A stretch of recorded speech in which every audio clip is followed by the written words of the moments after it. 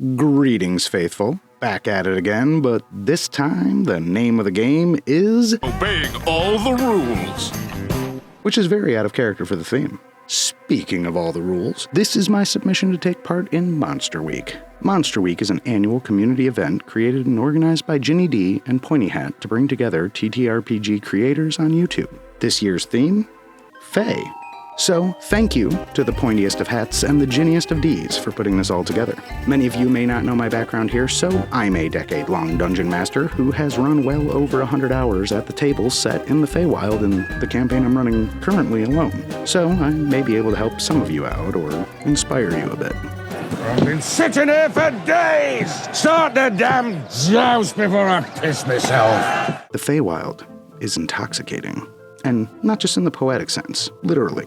Step into it, and the world doesn't just change, it amplifies. Colors burn brighter, shadows loom larger. The air is alive with scent and sound, sweet blossoms, alluring cuisine, bird songs, and the laughing of merry or maniacal fey creatures. Each breath feels like it matters more. Every heartbeat rings louder. It's familiar, but wrong. In all the right ways for a dungeon master to leverage. Emotions surge.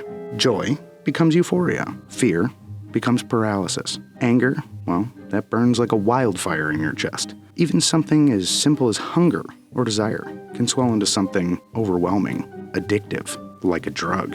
I do cocaine. I really do cocaine. It's really good to be back on you know you do. You want to do that sweet cocaine, baby? Oh. That's the Feywild that most people talk about. The glittering courts, the trickster nobles, the dance of the Seelie and the Unseelie. But that's surface level stuff, rookie stuff. Because while everyone's busy telling you about hags and the courts and their endless games of beauty and cruelty, I'm betting almost no one is asking a far more interesting question. What's happening in the Feydark?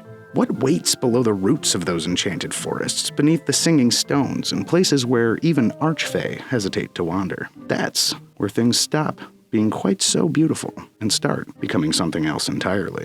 And that's what we will be taking a look at, the Feydark. How to use this lesser tread area of the Feywild, and how to utilize the archfey and gods therein.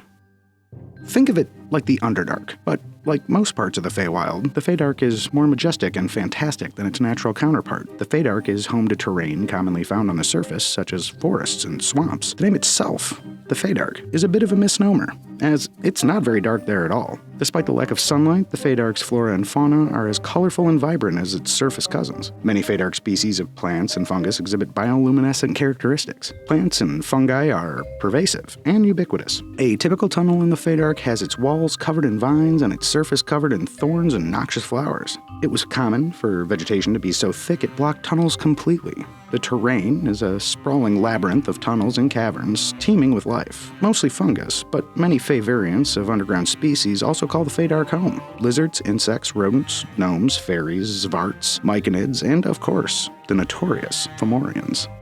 With origins stretching back to Celtic myth and appearing in every edition of D&D I know of, Fomorians are deformed Fey giants, cursed in a way that cannot be cured. But what if they could? What if one group found a way? And what if that way could end up leading to the end of all existence?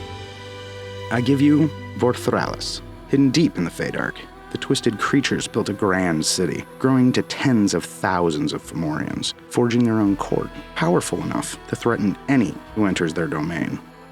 Currently, my level 18 players have spent the last several real-world months in our campaign traversing the Feywild in search of a single thing, the Well of the Unicorn. Its waters are said to cure any curse or corruption, and for them, that's not just a legend, it's the only way to save one of their friends. But what makes this level work, though, isn't just the goal, it's the journey. The entire thing is a wild goose chase, deliberately sending them all over the Feywild chasing fragments of truth, with each new lead pulling back the curtain just a little more on something far worse lurking underneath.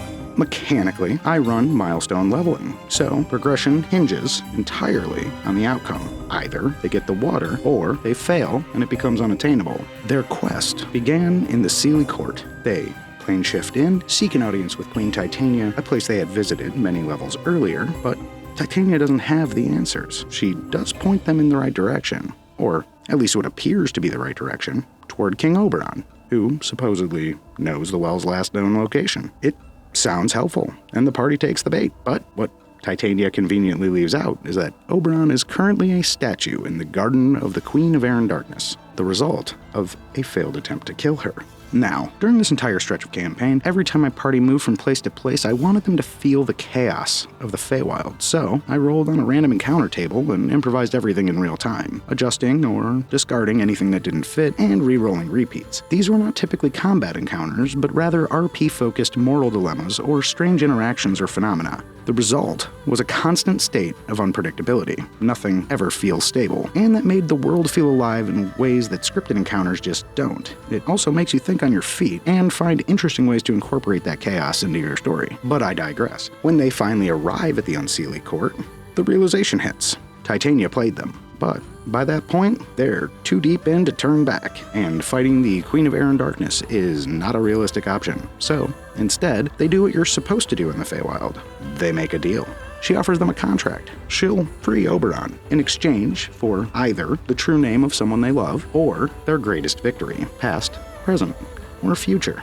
It's a brutal choice, exactly the kind of thing that feels right for the setting.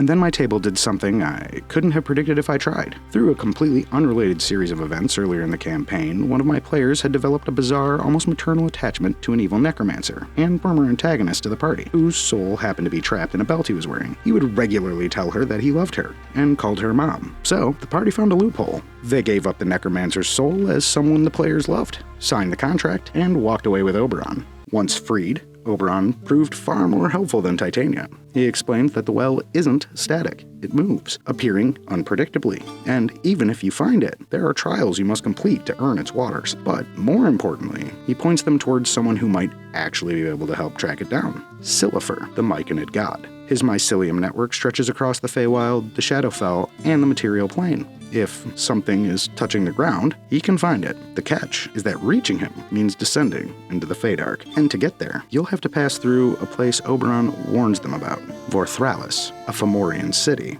Before they can even reach it, things go wrong again. The party gets lost for several days, wandering in circles through the Feywild until they realize that their guide has been enchanted by the Queen of Air and Darkness to keep them trapped in her domain, slowly wearing them down. They eventually break the enchantment, correct course, and find their way to an entrance leading down. The descent into the Feydark takes days. The environment shifts from vibrant woods to oppressive and alien. The tunnels twist in unnatural ways. Strange phenomena lurk in the dark, and even the air feels different. Eventually, they find Vorthralis. It's massive, far larger than they expected, and at first, they manage to avoid detection. As they move through the outskirts, they start to see what's really going on. Enslaved travelers who got lost in the Feywild are being forced to mine cold iron deposits the Fomorians have discovered. The cruelty is constant, systematic, and impossible to ignore. Then, they see the rulers, the king and queen of the city, and something immediately feels wrong. These aren't the twisted, cursed Fomorians they expected. They're beautiful, perfect, unblemished, almost resembling giant drow more than anything else. The party notices it, but at this point, they don't yet understand what it means, and they press on toward their original goal. After several more days of travel, they arrive in Spore Hollow, a Myconid village deep within the Feydark. The inhabitants are peaceful, but communication is nearly impossible at first. I leaned in hard, borrowing the Darmok and Jalad at Tanagra approach from Next Gen. Damok and Jalad on the ocean. So Koth, his eyes open! Forcing the players to actually figure out how to communicate through shared meaning rather than language. Once they manage it, they learn that if they want an audience with Silifer, they need to join the colony. That means undergoing a ritual, fully committing to the experience, and naturally ingesting a substantial amount of hallucinogenic spores. Can you feel that? The energy coming up from the earth? During this, I seeded visions of what's coming next in the campaign, using the moment to both reward players and to foreshadow future threats. When they finally get to meet Silifer, the situation takes a turn. He tells them he's already tried to locate the well and failed. Not only that, but the last beings he helped find it were the king and queen of the Fomorian city they had just passed. After that, the well vanished from his perception entirely. Even more concerning, the guardian of the well, the unicorn goddess LaRue, has also gone silent. At this point, the pieces are starting to come together, and the party realizes they need to go back. On their return journey, they're intercepted by something new, a Fomorian inspector. Like the rulers, he's unblemished, but unlike the others, he's also extremely intelligent. He has already deduced who they are, what they've done, and where they're going. He's only moments away from reporting back to the king and queen what he's found when the party reacts quickly and stops him. They force him to sign a Fey contract using the same logic that was used earlier, and once bound, he becomes their way in, and more importantly, their source of truth. And that's when everything finally clicks. The Fomorians found the well. They drank from it. And it worked. Their curse was cured. But the corruption wasn't destroyed. It was expelled, forced out of their bodies, and left to accumulate. Over time, that corruption began to merge, to coalesce into something larger, something alive. What they created is now a gargantuan growing entity being held in the throne room of the palace. I'm back! The queen is barely containing it, even as she siphons divine power from LaRue herself, effectively ascending to godhood in the process. However, their plan is simple and horrifying. They intend to plane shift the entity to the prime material plane and unleash it on a major city.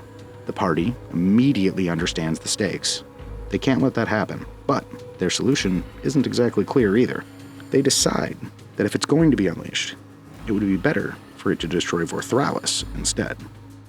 With the inspector's help, they travel to the moon, where the well has been hidden, and manage to speak to LaRue herself, though they're unable to free her. She warns them that if the entity continues to grow, if it feeds on enough corruption, it will become something far worse, an avatar of Therisdom.